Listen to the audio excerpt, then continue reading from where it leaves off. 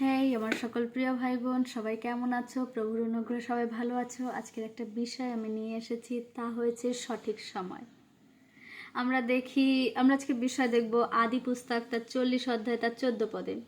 সেখানে জোসেফ বলছে যে সেই পানপাত্র বাহককে যে 3 দিন পরে তোমাকে ফৌরন ডাকবে এবং পুনরায় সেই পদে নিযুক্ত করবে, এবং যখন তোমার উত্তম সময় আসবে আমাকে স্মরণ করো এবং আমার জন্য ফৌরনের কাছে বিনতি করো।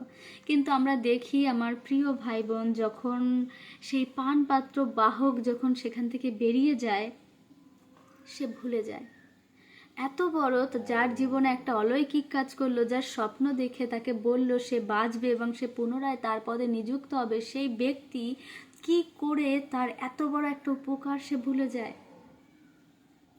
কারণ তার সঠিক সময় হয়নি। হয়তো সেই সময় যদি সে গিয়ে বলতো এবং ফৌরন তাকে ছেড়ে দিত, সে হয়তো অন্য কোথাও চলে যেত। তার জীবনে সেই রাজপদের অংশী সে কখনোই হতে পারতো না।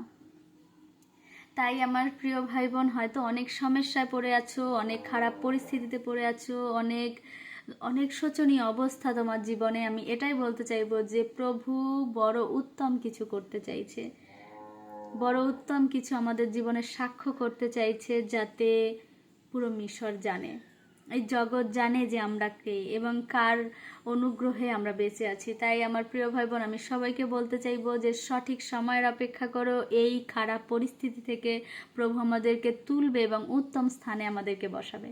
সবাইকে জয় যিশু।